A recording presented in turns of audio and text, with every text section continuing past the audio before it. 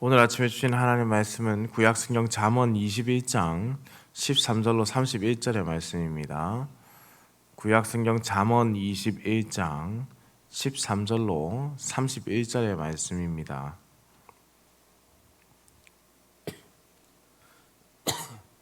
함께 한 목소리를 합독해서 읽겠습니다. 귀를 막고 가난한 자가 부르짖는 소리를 듣지 아니하면 자기가 부르짖을 때도 들을 자가 없으리라. 은밀한 선물은 노를 쉬게 하고 품 안의 뇌물은 맹렬한 분을 그치게 하느니라. 정의를 행하는 것이 의인에게는 즐거움이요 죄인에게는 패망이니라. 명철의 길을 떠난 사람은 사망의 회중에 거하리라. 연락을 좋아하는 자는 가난하게 되고 술과 기름을 좋아하는 자는 부하게 되지 못하느니라. 악인은 의인의 속전이 되고 사악한 자는 정직한 자의 대신이 되느니라. 다투며 성내는 여인과 함께 사는 것보다 광야에서 사는 것이 나으니라. 지혜 있는 자의 집에는 귀한 보배와 기름이 있으나 미련한 자는 이것을 다 삼켜 버리느니라. 공의와 인자를 따라 구하는 자는 생명과 공의와 영광을 얻느니라. 지혜로운 자는 용사의 성에 올라가서 그 성이 의지하는 방벽을 허느니라. 입과 혀를 지키는 자는 자기의 영혼을 환난에서 보전하느니라. 무례하고 교만한 자를 이름하여 망령된 자라 하나니 이는 넘치는 교만으로 행함이니라. 게으른 자의 욕망이 자기를 죽이나니 이는 자기의 손으로 일하기를 싫어함이니라. 어떤 자는 종일토록 탐하기만 하나 의인은 아끼지 아니하고 베푸느니라. 악인의 재물은 본래 가증하거든 하물며 악한 뜻으로 드리는 것이랴. 거짓 증인은 팽황하려니와 확실히 들은 사람의 말은 힘이 있느니라. 악인은 자기의 얼굴을 굳게 하나 정직한 자는 자기의 행위를 삼가느니라. 지혜로도 못하고 명철로도 못하고 모략으로도 여호와를 당하지 못하느니라. 싸울 날을 위하여 마병을 예비하거니와 이김은 여호와께 있느니라. 아멘.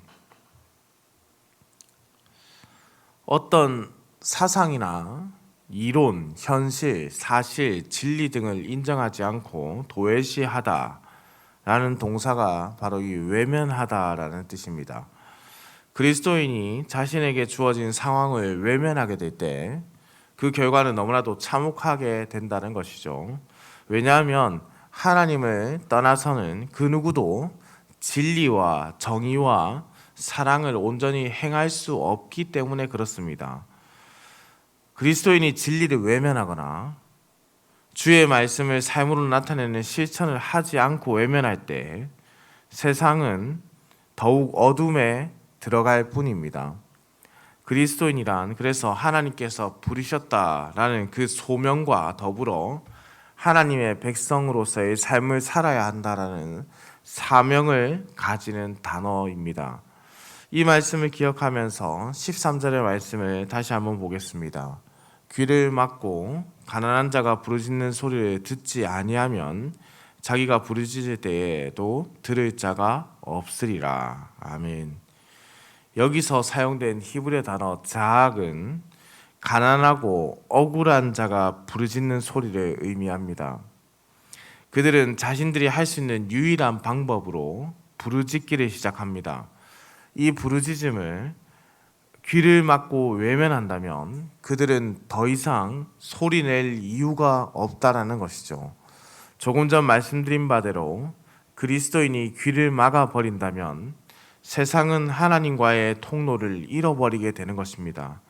그들의 울부짖는 소리를 듣고 그들의 삶을 바라볼 때에 하나님의 도움의 손길이 그리스도인들을 통해서 연결된다고 할 수 있습니다.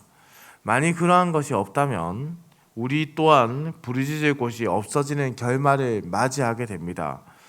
그리스도인은 세상을 위해서 하나님께 부르짖는 소리가 되어야 하고 동시에 하나님을 위해서 세상에 부르짖는 스피커가 되어야 합니다. 공의와 정의는 그리스도인들의 삶으로 나타나게 되는 것이죠. 어제도 구제를 받으러 한 분이 찾아오셨습니다. 한여름 땡볕을 다니면서 떼학볕 속에서도 열심히 교회를 다니시며 삶을 지켜가는 분이십니다.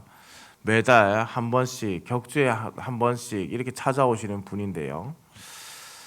이분께 어제 얼굴이 좀 많이 좋아지신 것 같아서 제가 여쭙습니다. 요즘은 그래도 더위가 좀 한풀 꺾여서 괜찮으시죠? 좀 많이 나아지신 얼굴인데요 라고 하니 이분이 웃으면서 이렇게 말씀합니다. 다가오는 겨울이 더 무섭지요. 더운 것은 아무것도 아닙니다. 수원역에서 노숙을 하시는 분입니다. 돌아가시고 나서 한참을 제가 멍하니 가만히 앉아 있었습니다. 도움이 되어드리지 못하는 부분과 더불어서 이들의 삶을 조금도 이해하지 못하고 있었구나라는 생각 때문입니다. 더위가 주춤하고 나면 조금은 괜찮아졌을 거라 생각했는데 그들은 다가오는 추위를 걱정하고 있다란 말입니다. 우리가 가난한 자, 구제받기를 원하는 자, 도움이 필요한 자의 마음을 이해하지 못하고 그들의 삶을 비난하고 보기 좋게 여기지 못하는 자가 되었을 때는 우리의 부르짖음 또한 외면당할 수 있다라는 것. 그러니 우리는 가난하고 부족한 자를 위해서 늘 기도하고 또 도움이 되어주는 교회가 되어야 한다라는 것. 다시 한번 깨닫는 시간이었습니다. 15절에서 정의를 행하는 것이 의인에게는 즐거움이요 죄인에게는 패망이니라 라고 했습니다. 하나님의 말씀 안에서 하나님의 길을 따르는 것보다 더 좋은 일은 없고 의인들이 여호와의 율법 안에 그 기쁨이 있다는 것을 기억할 때에 그들의 삶은 보다 더 정의롭고 공의로움을 추구할 수밖에 없습니다. 자기의 욕심이나 자신만을 바라보며 살아가는 것은 오히려 기쁨이 없는 악인의 삶일 뿐이죠. 언젠가 그 길이 틀렸다는 것을 인식할 때가 온다면 그때에 그들은 삶의 공허함을 느낄 수밖에 없습니다. 내가 무엇을 위해서 지금껏 달려왔는가라는 것이죠. 결국 하나님의 품을 떠나서는 그 어떤 것도 기쁨이 있을 수 없기 때문입니다.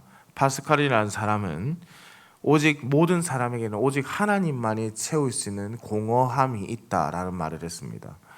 모두가 자신이 원하는 것을 가졌다라고 생각하지만은 하나님이 없다면 하나님의 정의와 하나님의 사랑과 정의를 행하는 의인의 즐거움을 잃어버리고 살아왔다면 그들의 삶의 결말은 공허함뿐이라는 뜻입니다. 21절의 말씀을 보겠습니다. 공의와 인자를 따라 구하는 자는 생명과 공의와 영광을 얻느니라. 아멘. 여기에 인자로 기록된 단어는 헤세드라는 단어입니다. 우리가 잘 들어왔던 단어지요.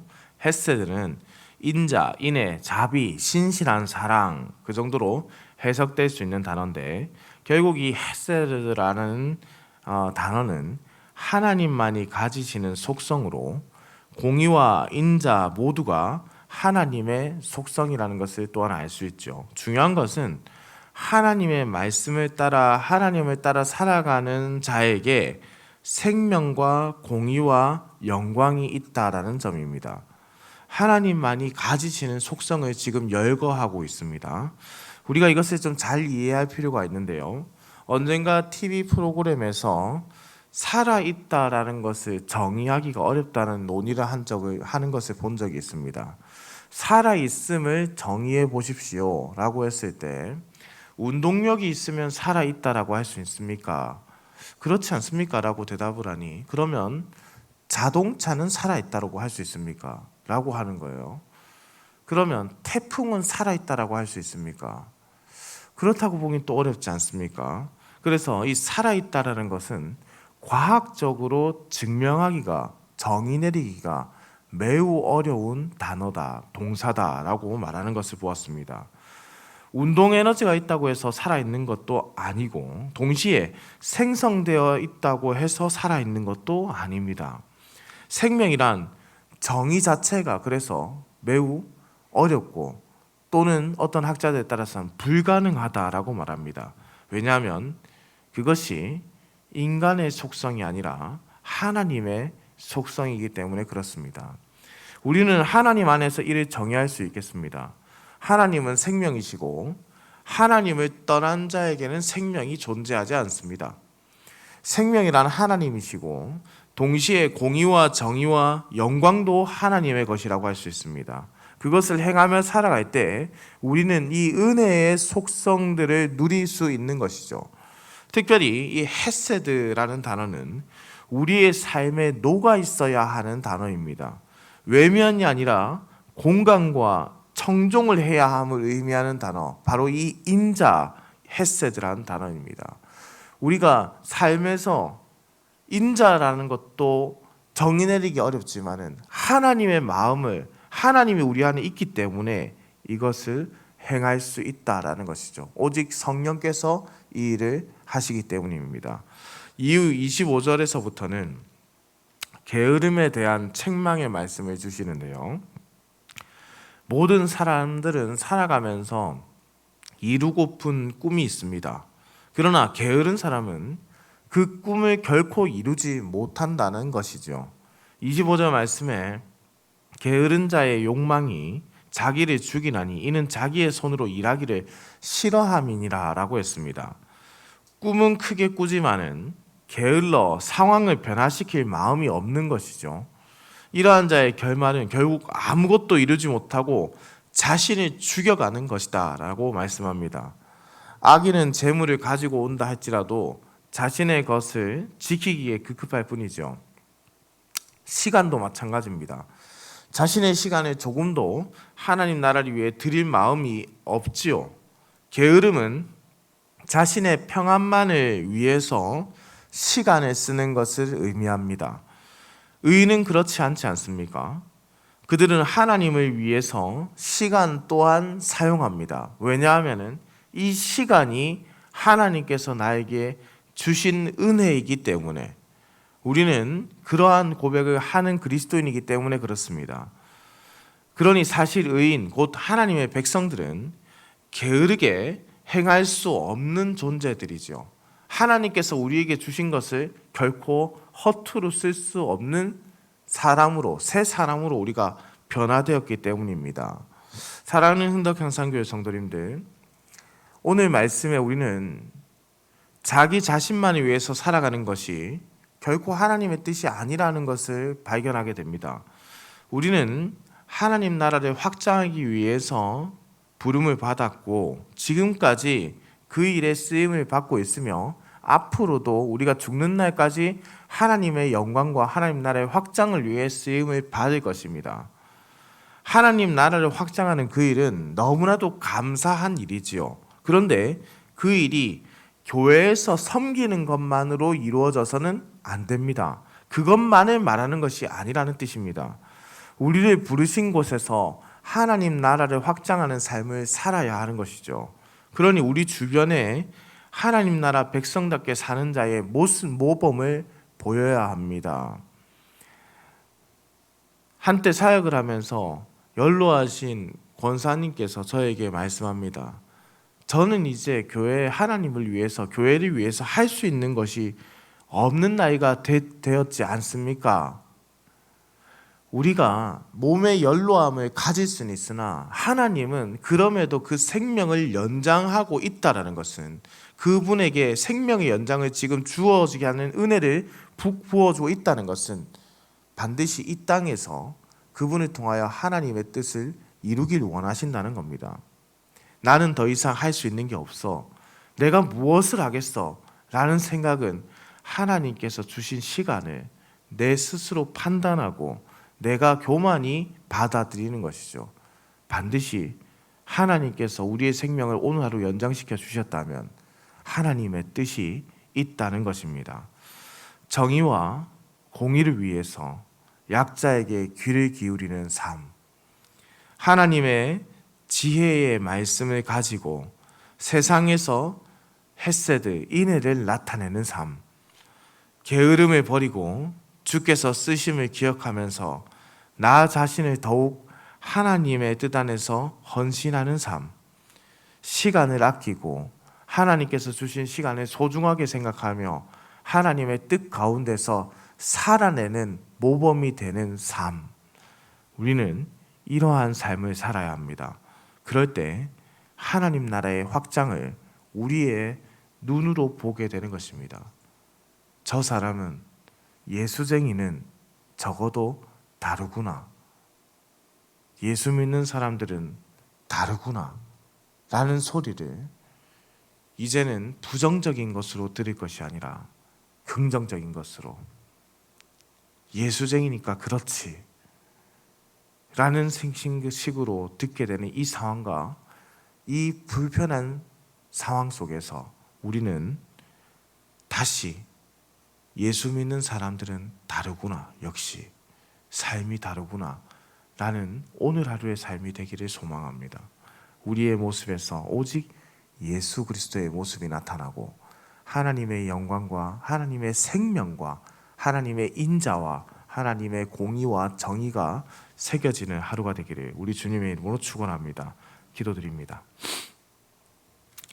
사랑하는, 우리를 너무나도 사랑하시는, 그래서 자신의 아들까지 아끼지 않으신 살아계신 우리 하나님 아버지,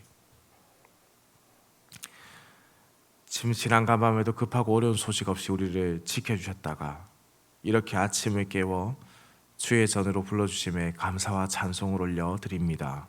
하나님 아버지, 우리는 참 죄 많은 인생을 살아갑니다. 내가 이루고 싶은 것, 내가 원하는 것, 내가 바라는 것들을 세상에서 가장 중요한 가치라 생각하며 살아가곤 합니다. 우리가 이러한 삶의 방향을 가지지 않도록 주께서 인도하여 주시옵고, 하나님 나라를 위하여, 하나님의 영광을 위하여 나의 것을 내려놓고 인자하게 모두를 대하며 공의와 진리를 가지고 게으름을 버리고 지혜로움을 가진 자로 살아가게 하여 주시옵소서. 오늘은 교회 청소가 있습니다. 하나님, 그동안 이 교회당을 하나님께서 우리에게 주셔서 은혜로 사용할 수 있게 해주시니 감사합니다.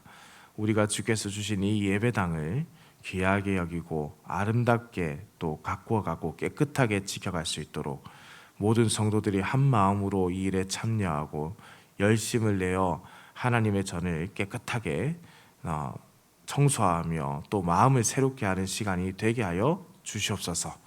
오늘도 운전하는 모든 성도들의 운전대를 붙잡으시고 들어가거나 나가거나 복을 누리는 성도들의 삶이 되게 하여 주옵소서. 감사드립니다. 살아계신 우리 주 예수 그리스도의 이름으로 기도드립니다. 아멘.